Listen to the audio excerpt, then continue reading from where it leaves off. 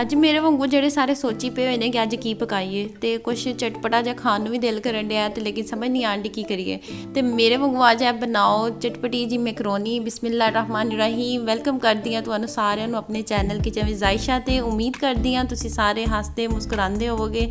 ਅੱਜ ਅਸੀਂ ਬਣਾਉਣ ਲੱਗੇ ਆ 10 ਮਿੰਟਾਂ 'ਚ ਤਿਆਰ ਹੋਣ ਵਾਲੀ ਮੈਕਰੋਨੀ। ਬਗੈਰ ਟਾਈਮ ਵੇਸਟ ਕੀਤੇ ਅਸੀਂ ਇਸ ਰੈਸਪੀ ਨੂੰ ਬਣਾਉਣਾ ਸ਼ੁਰੂ ਕਰਦੇ ਹਾਂ। ਬਿਸਮਿਲ੍ਲਾ ਰਹਿਮਾਨ ਰਹੀਮ। ਇੱਕ ਸੌਸਪੈਨ 'ਚ ਮੈਂ 4 ਗਲਾਸ ਪਾਣੀ ਦੇ ਪਾਏ ਨੇ ਤੇ ਅੱਧੀ ਚਮਚੀ ਇਹਦੇ 'ਚ ਜਾਏਗਾ ਨਮਕ। एक पार के चम्मच असी ऐड करांगे घी या तुसी ऑयल भी ऐड कर सकते हो। असी ढाम के रख देंगे ताकि पानी बॉयल हो जाए। जो पानी बॉयल हो जाएगा ये असी ऐड करांगे मैकरोनी। मैं 2 तरह की मैकरोनी लई है, घर दे विच यही पईयां होईयां सी 2 तरह दियां तो मैं मिक्स करके इन्हों हुण बॉयल करना रखता। जो इन्हों का बॉयल हो जाए 5 तो 6 मिनट लगणगे। देखो माशाअल्लाह रेडी हो गई है, गल भी चुकी है, इहदा कलर भी लाइट हो गया। हुण मैं ले ने लाल लाल टमाटर, 4 अदद टमाटर ले ने, इन्हों असी रफली कट कर लांगे।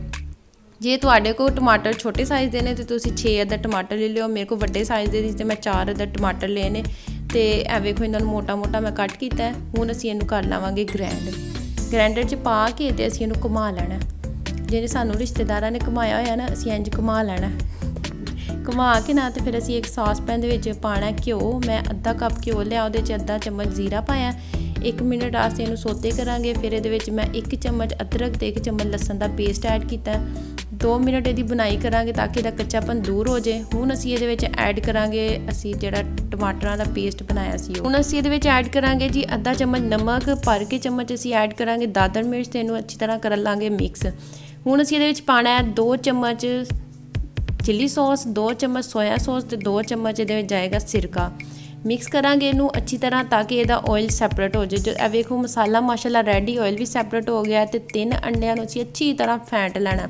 फेंट के ना तो असीं इहदे विच ऐड कर दांगे ते ढिले हत्थां दे नाल असीं जिहड़ा इहनूं फैला लेना। फैला के ते असीं इहनूं कर दांगे कवर।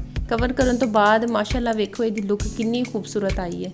हुण कर लांगे असीं इहनूं मिक्स करन तो बाद असीं इहदे विच ऐड करांगे मैकरोनी जिहड़ी असीं बॉयल करके रखी सी। जदों मैनूं बॉयल कर लिया ते इहनूं मैं एक टोकरी च कढ लिया सी। उत्तों इहनूं ठंडे पानी ते दवाए गोते ते वेखो माशाल्लाह मैकरोनी लैदा हो गई। इहनूं सारे मसाले ते अच्छी तरह मिक्स करके कवर कर लांगे 5 मिनट वास्ते हल्की आंच ते मिक्स करन तो बाद असीं जदों इहदा कवर हटावांगे ते अद्धी चमची मैं इहदे च पाईए काली मिर्च ते असीं इहनूं करांगे फिर अच्छी तरह मिक्स। चला मैकरोनी साडी बिल्कुल रेडी है। जे तुहानूं अज दी मेरी रेसिपी अच्छी लगी होए तो मेरे चैनल किचन विद ज़ायशा नूं सबसक्राइब करना मत भुलिएगा ते कमेंट लाजमी करिएगा। मिलते हैं नेक्स्ट वीडियो ते, उदों तक अल्लाह हाफिज़।